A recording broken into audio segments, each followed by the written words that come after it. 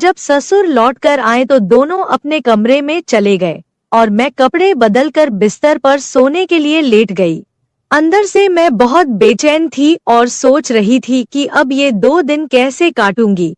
खैर, जहाँ इतने साल निकाले हैं वहाँ से 2 दिन भी निकाल दूंगी। उस रात मैं सो गई। सुबह कुछ मेहमान मेरे मुंह दिखाई के लिए आए थे। हर कोई पूछ रहा था, तुम्हारा पति कहाँ है? दूल्हे के बिना तो दुल्हन अधूरी होती है। इस तरह की बातें सुनकर मैं शर्म से लाल हो रही थी। फिर मेरे मायके से मेरी बहनें और भाभियां आई। मेरी बहनें शरारत से पूछने लगी, बताओ कल रात क्या हुआ? कुछ हुआ भी या उससे पहले ही तुम्हारा पति चला गया? मैंने गहरी सांस लेकर अपने आप को संभाल लिया। मेरी बड़ी बहन मेरे पास आई और ताली बजाकर जोर से हंसी। उसने कहा, जैसे को तैसा, जितनी बेताबी तुम्हें थी, देखो तुम्हारे साथ क्या हुआ। मेरा तो बस नहीं चल रहा था, वरना अभी तुम्हारा गला दबा देती। फिलहाल 2 दिन बाद मेरे पति को वापस आना था। मुझे लगा कि ये 2 दिन पल झपकते ही गुजर जाएंगे। मैं अपनी सास के साथ काफी घुल मिल गई थी। उनके चेहरे पर इतनी चमक थी कि कई कुंवारी लड़कियां भी ऐसी चमक के लिए तरसती थी। लेकिन मेरे पति मुझसे और दूर होते जा रहे थे। अब वह कहने लगे कि 2 हफ्ते बाद आएंगे, जबकि मैं यहाँ सास ससुर की खूब सेवा कर रही थी। उस दिन जब मेरी सास ने हमारे लिए चाय बनाई और लिविंग रूम में लाई तो मैं उनके पास ही बैठ गई। मैंने उनके चेहरे की ओर देखा और कहा, अरे मम्मी जी, आप ऐसा क्या खाती है? आपको देखकर बिल्कुल भी नहीं लगता कि आप एक जवान बेटे की माँ हैं। इतनी चमक तो आजकल की कुंवारी लड़कियों में भी नहीं होती। मेरी बात सुनकर सास हंसते हुए बोली, अरे पगली, तेरे ससुर मुझसे इतनी मोहब्बत करते हैं। इस उम्र में भी पूरी रात मुझे सुकून और खुशी देते हैं। जब और औरतें इन चीजों के लिए तरसती है, मेरे पास वो सब कुछ है, फिर क्यों ना मैं किसी जवान लड़की की तरह चमकती रहूं। सास की बात सुनकर मैं शर्म से लाल हो गई। उस रात मैं बेचैन होकर सोने की कोशिश करती रही, लेकिन आधी रात को बेचैनी इतनी बढ़ गई कि पसीने से भीग गई और गला सूख गया। मैंने देखा कि पानी का गिलास खाली था, इसलिए मैं किचन की ओर चल पड़ी। लेकिन तभी मुझे सास ससुर के कमरे से अजीब आवाजें सुनाई देने लगी। ये आवाजें सुनकर मैं खुद को रोक नहीं पाई और उनके कमरे की तरफ बढ़ गई। बिना सोचे समझे दरवाजे के पास कान लगाकर बातें सुनने लगी। जो आवाजें मैंने सुनी उसने मुझे शर्म से पानी पानी कर दिया। ये लोग बुजुर्ग हो चुके थे, लेकिन इस उम्र में भी ये सब कर रहे थे। मेरी सास उनसे कह रही थी, मेरी उम्र का लिहाज कर लो, घर में जवान बहू है। लेकिन जो जवाब मेरे ससुर ने दिया उसे सुनकर मेरे पैरों तले जमीन ही खिसक गई। मैं बिना पानी पिए ही वापस कमरे में जा चुकी थी। काफी देर तक सोचती रही कि क्या जो मैंने सुना वो सच था या मेरी गलतफहमी थी। मेरा ससुर अपनी बीवी से कह रहा था, अरे तो क्या हो गया, वो कौन सी दूध पीती बच्ची है, वो भी तो हमारे बेटे के साथ यह सब करने के लिए ही आई है। यह अलग बात है कि बेचारी अब तक ठंडी पड़ी है। यह सुनकर मेरे होश उड़ गए थे। मैं कभी सोच भी नहीं सकती थी कि एक ससुर अपनी बहू को लेकर इस तरह की बातें कर सकता है। सुबह जब सास ससुर कमरे से बाहर आए तो मैं उनसे नजरें मिलाने की हिम्मत नहीं कर पा रही थी। मुझे ससुर से अजीब सा डर महसूस हो रहा था, क्योंकि अब मैं उनकी नजरों का इशारा समझ चुकी थी। वो मुझे सर से पैर तक अजीब निगाहों से घूर रहे थे। जब मैंने पति से बात करने की कोशिश की तो उन्होंने यही कहा, मैं बिजी हूँ, बहुत काम है, वापस आने में समय लगेगा। एक दिन सास का ब्लड प्रेशर बढ़ गया। वो कहने लगी, बहू किचन में दबा रखी है, जरा दूध में घोल कर दे दे, उससे मुझे सुकून मिलेगा। मैंने दूध का गिलास निकाला और उनके ब्लड प्रेशर की दवा में डालने के बजाय उसमें नींद की दवा में मिला दी, जिसे पीकर मेरी सांस चकराने लगी और मैं उन्हें कमरे में लेटा आई। लेकिन अब घबराहट हो रही थी कि कहीं कुछ गलत न हो जाए। उसी वक्त मेरे पति का मेरी सास के फोन पर कॉल आया। उन्होंने कभी मुझे कॉल नहीं किया था। मैंने फोन उठाया और जैसे ही कान से लगाया, पति ने कहा, सुनो, अपनी बहू को बता दो कि मैं अब वापस नहीं आने वाला। मैंने यहाँ किसी और लड़की से चक्कर चला लिया है और वह मेरे बच्चे की माँ बनने वाली है। सुहागरात को भी उसी ने मुझे फोन करके दिल्ली बुलाया था। वह अमीर बाप की बेटी है और कह रही है कि अगर मैंने उससे शादी नहीं की तो मुझ पर केस कर देगी। यहाँ की पुलिस तो आप जानते हैं कितनी सख्त है। मजबूरी में मुझे उससे शादी करके उसके बच्चे को अपनाना पड़ेगा और बदले में मुझे करोड़ों की जायदाद भी मिल रही है। फिर भला क्या रखा है आपकी उस बहू में। बहुत जल्द मैं आप दोनों को भी यहाँ बुला लूंगा। सुकून की जिंदगी गुजारेंगे, बस किसी तरह इस नालायक बहू से पीछा छुड़ा लें। यह सुनते ही मेरे पैरों तले जमीन खिसक गई। सारे सपने मिट्टी में मिल चुके थे। मैं अपनी सास को उस हालत में छोड़कर घर लौट आई। रो रो कर मैंने अपने माता पिता और भाइयों को सब कुछ बताया। वे तुरंत मेरे ससुराल पहुँचे और जमकर बहस हुई। मेरे सास ससुर ने यहाँ तक कह दिया कि एक बार जायदाद हमारे बेटे के नाम हो जाए, फिर हम उसे भी छोड़ देंगे और रिया ही हमारी बहू रहेगी। लेकिन मेरे पिता ने साफ मना कर दिया। कुछ सालों बाद अदालत में केस चला और मेरा अपने पति से तलाक हो गया। कम उम्र में ही मैंने ये सब झेला। मेरी बहन सही कहती थी कि शादी के बाद बहुत कुछ ऐसा होता है जो एक लड़की की जिंदगी को पूरी तरह बदल देता है। जो मैं कभी हंसमुख, चुलबुली और भावुक हुआ करती थी, अब खामोश रहने लगी थी। अब मेरी उम्र 25 साल हो चुकी है। मेरे लिए कई रिश्ते आते हैं, लेकिन मर्दों पर से मेरा भरोसा पूरी तरह से उठ गया है। शादी का नाम सुनते ही मेरा दिल डर से कांप उठता है। आपको क्या लगता है, क्या मुझे शादी कर लेनी चाहिए या सभी मर्द ऐसे नहीं होते हैं? अगर मुझे फिर से धोखा मिला तो? दोस्तों, यह थी मेरी कहानी। दोस्तों, मैं आप लोगों को दिल से धन्यवाद करती हूँ। आप लोग के सपोर्ट से मेरी YouTube फैमिली। दोस्तों, ऐसे ही अपना प्यार और सपोर्ट बनाए रखें और जल्दी से जल्दी सब्सक्राइबर पूरा कर दीजिए। दोस्तों, मैं आपको एक से बढ़कर एक कहानी रोज लाती रहूंगी दोस्तों। पर दोस्तों, अभी भी जो लोग चैनल को सब्सक्राइब नहीं किए हो, जल्दी से कर दीजिए और वीडियो को लाइक करके मेरा सपोर्ट कर दीजिए। आज मैं उस घर को हमेशा के लिए छोड़ने वाली थी। बस बात जब मैं इस घर में वापस आती तो एक मेहमान के रूप में आती। आज इस घर में मेरा आखिरी दिन था। यह सोचकर मेरी आंखों में आंसू आ गए। फिर मैं दुल्हन बनकर शादी हॉल के लिए रवाना हो गई। शादी हो चुकी थी और मैं दुल्हन के रूप में सबसे ज्यादा खूबसूरत लग रही थी। मेरा दूल्हा भी कुछ कम नहीं लग रहा था। लोग हमारी जोड़ी की तुलना चांद और तारों से कर रहे थे। शादी के बाद विदाई का समय आ गया और मैं अपने ससुराल आ गई। मेरी सास बेहद खुशमिजाज और आजाद सोच रखने वाली औरत थी।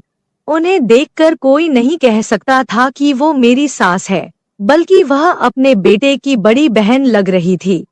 उनका व्यवहार ऐसा था कि मुझे भी खुशी थी कि शादी के बाद हम दोनों सास बहू नहीं बल्कि माँ बेटी बनकर रहेंगे।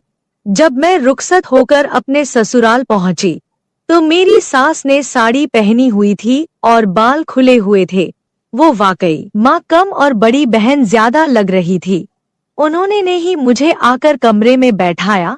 जब मैं बेड पर बैठी तो मेरी सास पास आकर बैठ गई। उन्होंने मेरा दुपट्टा थोड़ा पीछे करके ठीक किया और मेरी तरफ देखकर कहने लगी, तुम्हें देख तो मेरा बेटा पागल हो जाएगा। तुम बहुत खूबसूरत हो और अपने पति को सही तरह से संभाल लोगी। यह सुनकर मैं शर्म से लाल हो गई। मैंने कभी सोचा भी नहीं था कि मेरी सास इस तरह की बातें कर सकती है। मैं मुस्कुराई तो वो कहने लगी, अरे बहू, मुझे बाकी सास जैसा मत समझो। मैं तुम्हारी दोस्त बनकर रहेंगी। तुम मुझसे बिना झिझक कुछ भी शेयर कर सकती हो। उनकी बातें सुनकर मेरा मन हल्का हो गया और मुझे यकीन हो गया कि हमारा रिश्ता सास बहू से बढ़कर दोस्ती का होगा।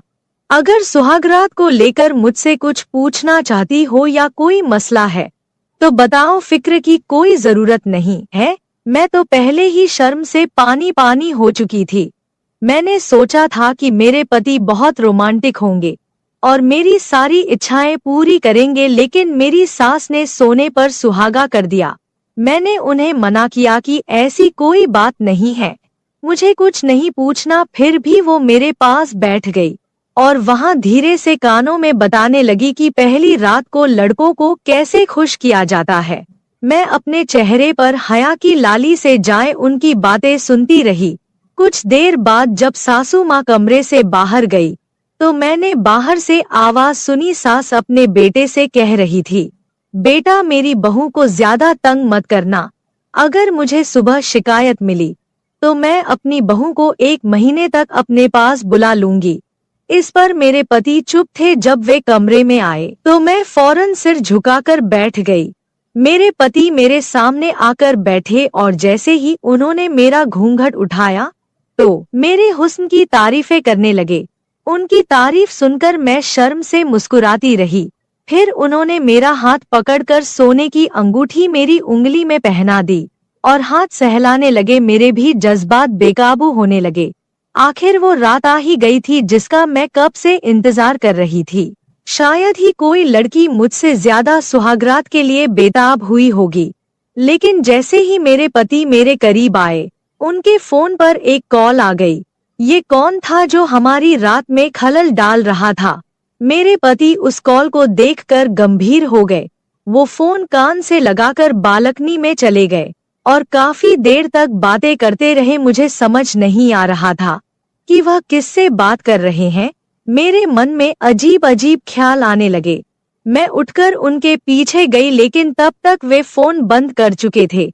मेरा पति काफी परेशान नजर आ रहा था। मैंने पूछा, क्या हुआ, सब ठीक तो है ना? उन्होंने कहा, बॉस ने मुझे एजेंट के तौर पर दिल्ली जाने को कहा है। सुबह सवेरे एक बहुत जरूरी मीटिंग थी जिसके सारे दस्तावेज मेरे पास थे।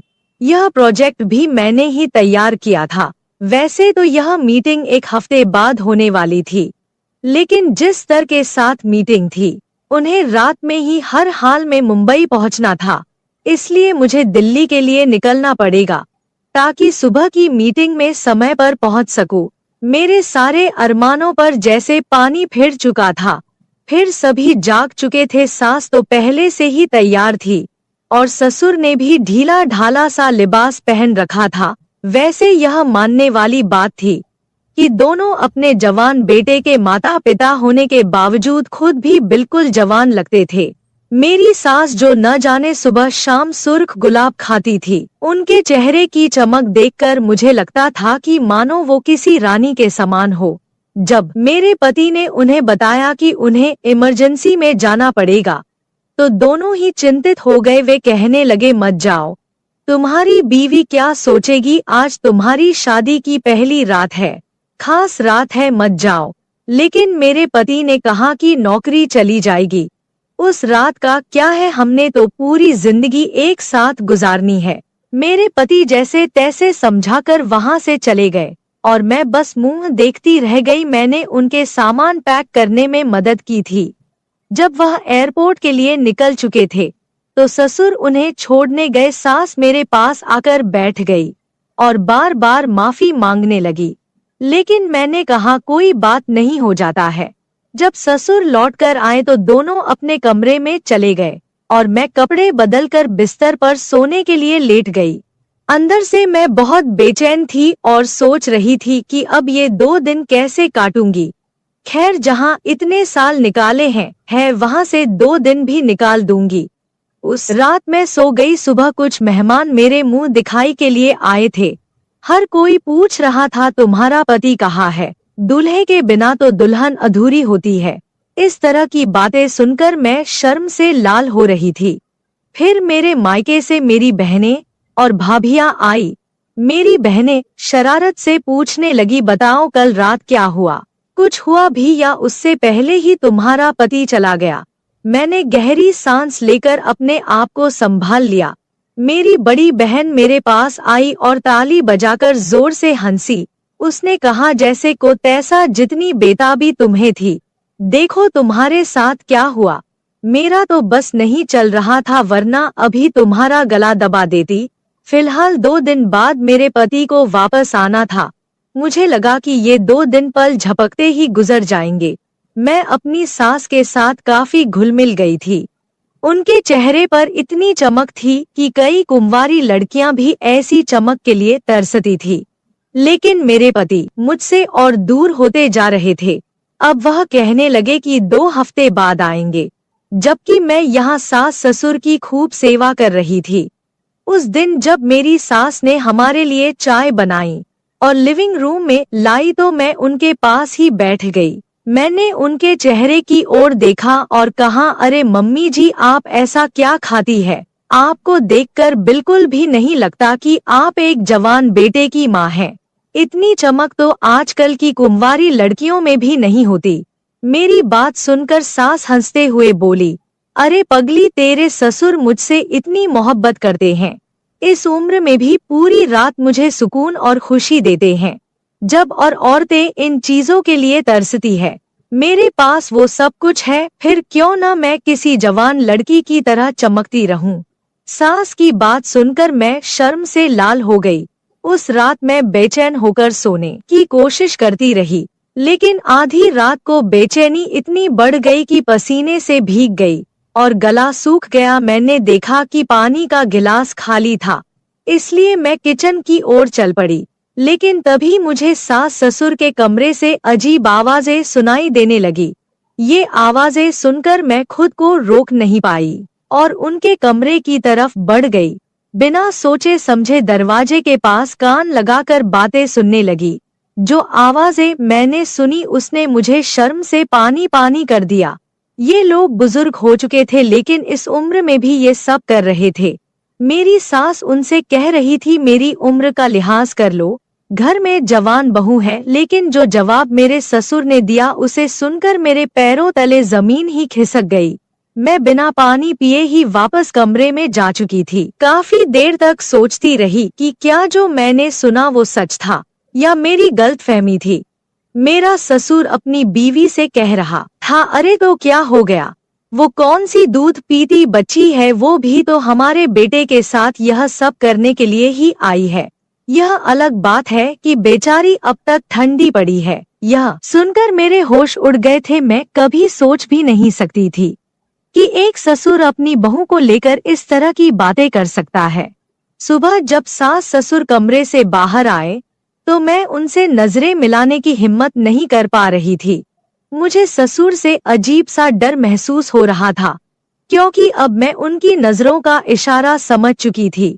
वो मुझे सर से पैर तक अजीब निगाहों से घूर रहे थे। जब मैंने पति से बात करने की कोशिश की तो उन्होंने यही कहा, मैं बिजी हूँ, बहुत काम है, वापस आने में समय लगेगा।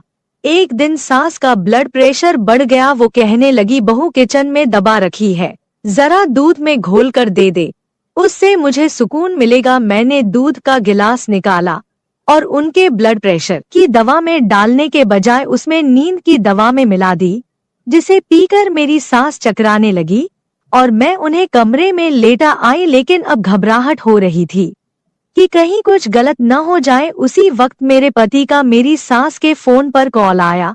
उन्होंने कभी मुझे कॉल नहीं किया था। मैंने फोन उठाया और जैसे ही कान से लगाया, पति ने कहा, सुनो, अपनी बहू को बता दो कि मैं अब वापस नहीं आने वाला। मैंने यहाँ किसी और लड़की से चक्कर चला लिया है और वह मेरे बच्चे की माँ बनने वाली है। सुहागरात को भी उसी ने मुझे फोन करके दिल्ली बुलाया था। वह अमीर बाप की बेटी है और कह रही है कि अगर मैंने उससे शादी नहीं की तो मुझ पर केस कर देगी। यहाँ की पुलिस तो आप जानते हैं कितनी सख्त है। मजबूरी में मुझे उससे शादी करके उसके बच्चे को अपनाना पड़ेगा और बदले में मुझे करोड़ों की जायदाद भी मिल रही है। फिर भला क्या रखा है आपकी उस बहू में? बहुत जल्द मैं आप दोनों को भी यहाँ बुला लूंगा। सुकून की जिंदगी गुजारेंगे, बस किसी तरह इस नालायक बहू से पीछा छुड़ा लें। यह सुनते ही मेरे पैरों तले जमीन खिसक गई। सारे सपने मिट्टी में मिल चुके थे। मैं अपनी सास को उस हालत में छोड़कर घर लौट आई। रो रो कर मैंने अपने माता पिता और भाइयों को सब कुछ बताया। वे तुरंत मेरे ससुराल पहुँचे और जमकर बहस हुई। मेरे सास ससुर ने यहाँ तक कह दिया कि एक बार जायदाद हमारे बेटे के नाम हो जाए फिर हम उसे भी छोड़ देंगे और रिया ही हमारी बहू रहेगी। लेकिन मेरे पिता ने साफ मना कर दिया। कुछ सालों बाद अदालत में केस चला और मेरा अपने पति से तलाक हो गया। कम उम्र में ही मैंने ये सब झेला। मेरी बहन सही कहती थी कि शादी के बाद बहुत कुछ ऐसा होता है जो एक लड़की की जिंदगी को पूरी तरह बदल देता है।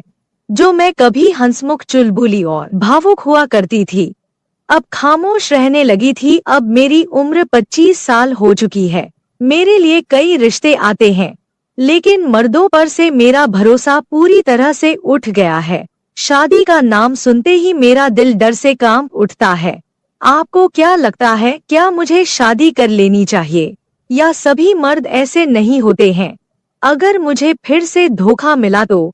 दोस्तों, यह थी मेरी कहानी। दोस्तों, मैं आप लोगों को दिल से धन्यवाद करती हूँ।